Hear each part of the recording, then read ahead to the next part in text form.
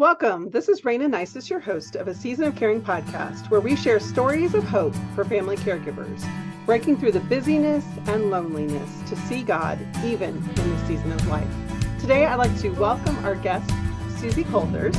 Suzi has loved helping people her entire life. She's especially passionate about dignifying people who experience challenges communicating. In her career as a speech language pathologist, she found herself specialized in helping those who are struggling with dementia. After personally experiencing the weight of becoming her parents' primary decision makers and advocates, she realized that the accumulation of all of these circumstances was where she wanted to bring value to others. Hi, Suzi. Welcome. So glad to have you here today. Great to be here. So, primary decision maker for parents. Tell us a little bit about that, what that caregiving season looked like for you. My dad was still alive when mom was passing. But I was, working as a speech therapist in the medical world. I was in home health for a decade. And so I knew all the doctors, I knew all of the resources. And so, I was a support for my dad as he was caring for her. And then I was also the advocate, the connecting, making sure they got connected with the right services and, that sort of thing. And then when she went on hospice and, was passing, I was right there with my dad, with her. And then when she was passing, I promised her on her deathbed that I would take care of dad. And there wasn't specific, like, what does that look like type of a promise, but I'll make sure that he's taken care of. And so then, I was his power of attorney, which didn't have to kick in until the end, because he he had his cognitive capabilities intact. But when he was sick and too sick to pay his bills and I needed that decision maker, I was the advocate, I was the decision maker, just making sure that he got everything that he needed. I was not the day-to-day primary caregiver because we had just moved from Illinois to Texas and we were building our house. And so he came down. I felt guilty leaving him because I'm like, oh no, I'm breaking mom's promise. Oh. My promise I made to mom, but our circumstances, I had no choice. I had to move. And God just did an amazing thing and arranged it for him. He drove down here from Illinois to Texas, and he got here he wanted to see where we had moved to. Sure. And then he got sick, and so like that wasn't a good thing, and yet that was a good thing because I know how agonized I would have been had he gotten sick back at home when I was hundreds of miles away, because there was nobody else back there to do, other than I would have done. Well, I'm sure I would have gone there. But anyway, it worked out because I got him a placement, and got him, was able to still advocate and still be there. And even the night before he passed, he couldn't take his medications because of swallowing trouble. And I am, as a speech therapist, I am the person that the doctor calls when a person has swallowing trouble. So right. I am the swallowing expert. And here my own dad can't even take his pills because he's got swallowing trouble. So I was right there, I helped him get him down. And then I said, Dad, I'll be there tomorrow morning when you need to take your pills. And he didn't want to be a burden. He didn't want to be dependent. And I think he just made the decision that he wasn't going to do that. And he had passed before I got there the next morning. But I was super thankful that I was able to be there for him, even though I had moved away. Like God just arranged that. Yeah. That was a gift that I was able to do that. And then of course I was the executor of the estate. So out of state, I had to go, we had to do all of that stuff and deal with the funeral and deal with his house and all of that. So that was my caregiving journey with my parents. And it can be a little tricky, like you were describing, of how do I help to be a support when I'm not the primary caregiver, when they have each other?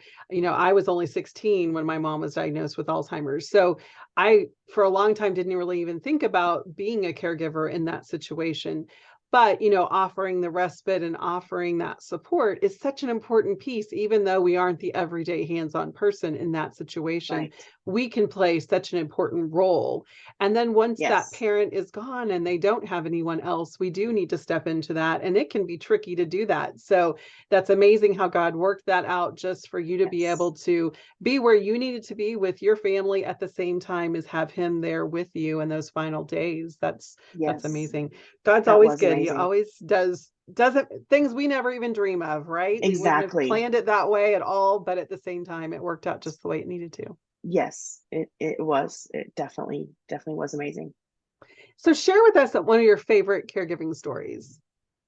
Um, with my parents or I'll leave it up to you since you've had that professional role either way.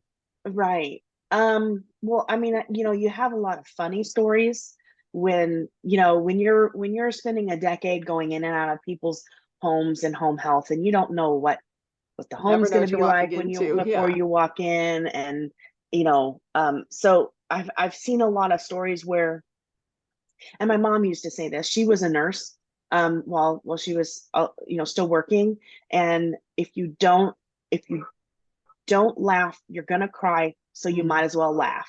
And so, some funny stories that are kind of like that. They're not really funny, but it's like, oh my goodness. I was, doing the caregiver memory care training in a home, and the loved one with dementia literally was trying to light the stove and lit a paper towel on fire to light the Oh, stove. yes. It's like, ugh, that same person. I walked in, the house is like super hot. She's got her foot on an old metal space heater, that the Mm, kind that gets hot.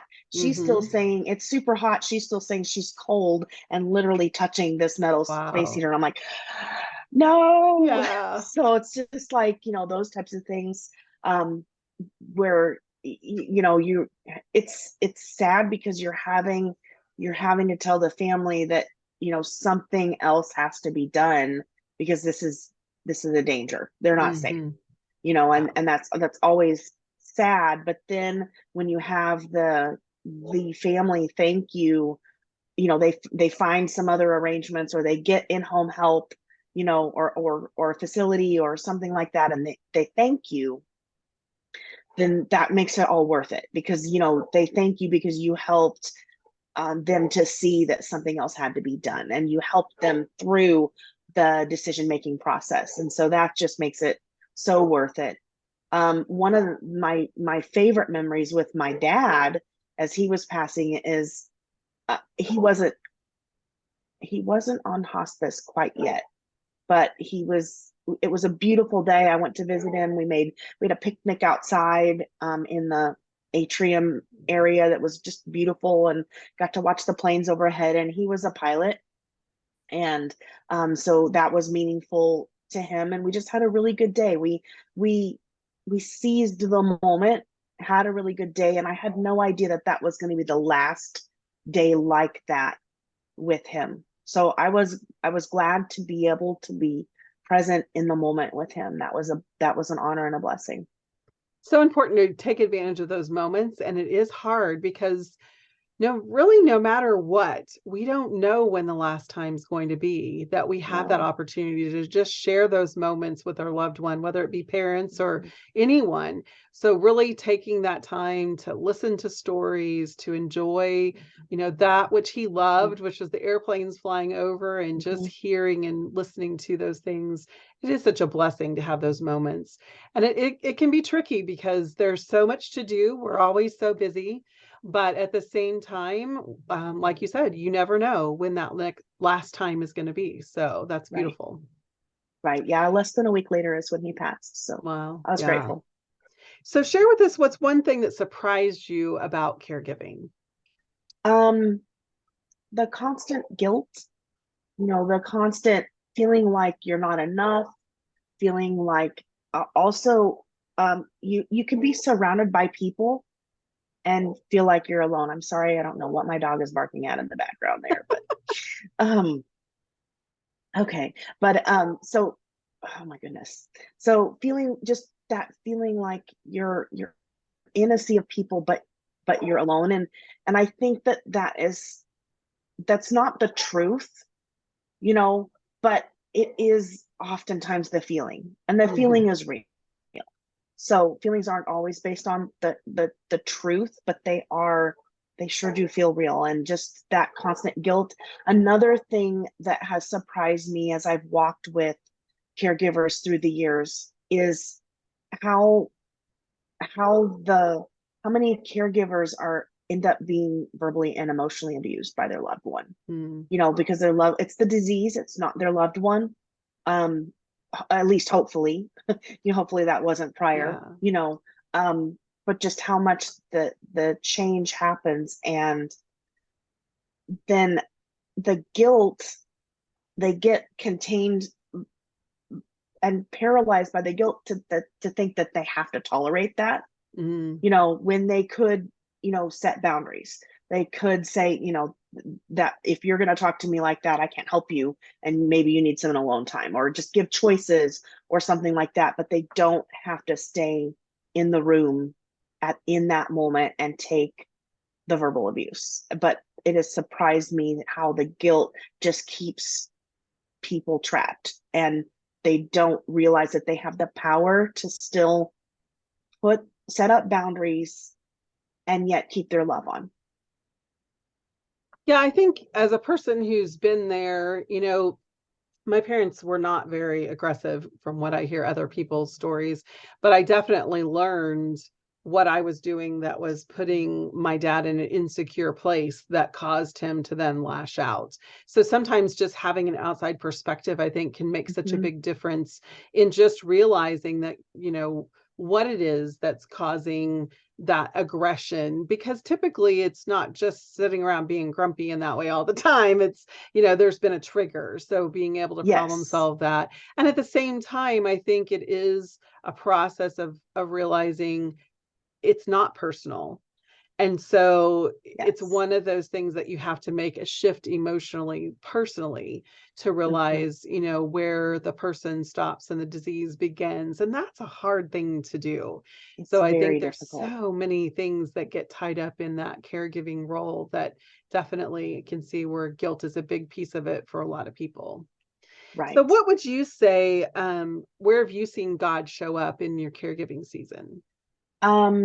Well, I mean, the one story was how my dad got down here. Like, the fact that I was leaving him, but yet he wasn't alone when he died. I was able to still care for him. I was still able to get things in place for him. And so that was huge, in my own journey, where, I was still able to help him. And then God showing up, like, I lead weekly caregiver prayer on Zoom, and I have had people attend, and they're burnt out, they're stressed out, they're at their wits end, and they're like, I don't know if I can keep doing this, and I need help. But then like, one person hadn't been able to get the help, and so I felt led to create some space in that prayer time to I said, I feel like maybe there's someone you already know that could be a resource. Can we ask God if there's anybody that you already know that you could ask to help you? And then we waited in silence, because I believe that prayer is a two-way communication, and my sheep do hear my voice, or his voice, and so we can hear him. And she got a few names, and within a week, this really burned out, stressed out caregiver had help, and she had been searching for help for a long time. But that was just really neat to see, to see that breakthrough happen when she heard from God the strategies. And sometimes I think when you're in it and you're deep in it, it's hard to look past the problem and not be weighted down by the problem. And it's hard to come up higher above the problem so that you can see the solution and hear the heavenly solutions that God wants to provide for you. And I feel it's been really neat to see that. That was just one example in caregiver prayer where I've seen that, and you know, people get the breakthrough, and then that's just so fulfilling. But I've seen God show up for them as comforter, healer, and show that he wants to help carry the burden, and then sometimes even give insight into how they can decrease some of the things that they're taking on all by themselves, and delegate more and get more help, and those sort of things. I love that, because we often do focus on the comfort that he brings, the peace that he brings, which is something that only can come from him. But at the same time, the practicals there as well. And like you said, so many times, I think we're so in the thick of it all that to actually think about asking him and listening, then once you ask, to find those solutions can be really difficult. And it is beautiful to be able to hold that space and really, ask with anticipation of an answer, and then see him come through like that. That's amazing. I love that story. Yes. And that opportunity to be in that place with people is such a blessing. So yes. I love that you do that, and are able to do that regularly with caregivers. Yeah, it's been such a blessing. Like I wasn't something I anticipated doing. I felt like God was leading me to do this. I'm like, God, I've never led a prayer ministry. I've never, I don't have formal training. And you do the Moses thing where oh, I can't talk, or whatever, when you're called to do something. And I was obedient, and I have been thoroughly blessed since I stepped into doing that. Just to see the blessing that he wants to provide through me, for his people that he loves. And even coming into this space, and helping those who have a loved one with dementia, I sort of fought it. I did it for years in home health as a speech therapist, and I didn't love it. And what I found out when I felt like I knew that this was something that I could do, but I wasn't sure if it was something I wanted to do. And I'm like, Lord, that hope is a core quality of mine. And it's really hard with dementia to have hope. And then I felt like he was saying back to me, but that's what I want you to bring. And I'm like, okay, if there is a way to bring hope into this hopeless situation, I'm in. And now I have just become passionate. I'm finding just this week, somebody said, you brought me peace, you brought me hope. And that makes it all worth it for me, because I didn't want to do that, but now it's all I want to do, because it's so fulfilling. And I have this, he has given me this big heart and this big passion, compassion to love these caregivers. And I think for me, I've been talking here on the podcast for years about hope, and one of the shifts that I've made in this is just really getting to the detail of the true hope only comes from him. There's hope in other ways, but it's not the true hope. And that truly, for us to offer hope, we have to offer the hope that comes through him, because this isn't a happy ending. Honestly, all of us are we're all going to die, but when we're caregiving for somebody that we love so much, I say all the time on the podcast, we're walking them home. And it's hard, because that's not really what we want to do, but it is the reality of what we're doing. And by offering you hope in knowing that you're walking them home, I mean, that's wonderful. And so, really being present with them while you walk them home. And I always say, and bury them with no regrets. and then have a life to walk back into, because that is so important that we understand that our life is going to go on once theirs is over, and that we have to make sure that we have been able to honor and give them the dignity that they need through the journey. But at the same time, we haven't given all of ourselves away to a point that there's nothing left when they're gone. Sadly, I see that too. Yes, you don't have to, you can honor them without dishonoring yourself. That's right. Yep. And I think that that's super important to know, that at the end of your caregiving journey, you will be a different person. And it is your choice whether that different person is angry and bitter and, you know, all of those things, or strong and hope-filled and faithful and peace-filled. You know, those things, the kingdom is righteousness, peace, and joy. And those things, and hope, and those things are inside, regardless of the circumstances. Definitely. And it is hard. It is something you have to be intentional about. It isn't natural to walk through this really difficult journey of walking them home and end up with those things, which are his fruits. Because in this world and in ourselves, by ourselves, we end up on the other end of it, that resentment and anger. So it is something we have to be intentional and be looking for. And that's one of the things that I love most about being able to offer true hope, is that with that hope, we can have the fruits that I found myself having after a long, long journey with my parents. So I love that. So and you can't caregive from guilt. Like you have to, you have to caregive from overflow and from love. And it just has to flow in and then out. Yep. Has to come in before it can go out. Definitely. Yes. You can't do it from an empty cup. So, and sometimes you need help in walking through this. You need help. And there's no shame in that at all. Yeah.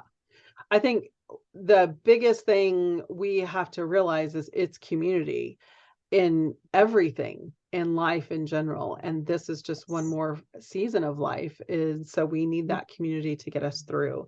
So as we wrap up here, just one last nugget, what would you offer our caregivers? As far as like just a piece of wisdom, I just think that caregiving was never meant to be toxic over all of the other areas of your life. That you were never meant to walk this journey alone. You were never meant to carry the weight of it, of caring for your loved one by yourself. And that you were also never meant to have caring for your loved one make you unable to meet the needs of your family, or maintain your business, or, you know, be a martyr yourself and not have your own needs met. I think that you know, that self-care is just so important, and being aware of your limits and setting those boundaries is just so important. And that I think that you can caregive abundantly. I think you can do it from love, you can do it from honor, without dishonoring yourself and without being a martyr. And but you do have to carefully analyze the dynamics of the relationship, even pre-dementia. You know, could you have lived with them before they got dementia? You know, before you make those decisions to do things like that and to be the primary day-to-day caregiver, you have to evaluate that. And you can make those decisions without guilt if you're not the one that should be the primary day-to-day caregiver due to the dynamics of that relationship. That's okay. You can still provide for them. You can still make sure that their needs are met without having to do it yourself. But then also just being aware of your limits and prioritizing the self-care. I think it's super, super important to do something daily that brings you joy, that is, you know, something that's fun, that brings laughter and silliness into your life, and allows you to caregive from a place of peace.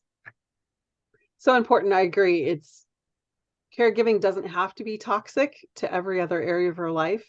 And that's something that we really do have to keep in mind. If we find that it's being toxic, then we need to find why. And there is a way and a why that needs to happen there, and some changes need to be there. So yes, and reevaluate those decisions. Definitely. Well, thank you so much, Suzi, for sharing part of your story and just the wisdom that you've gained in the families that you've worked with. It's been a joy to have you today. It's been a pleasure.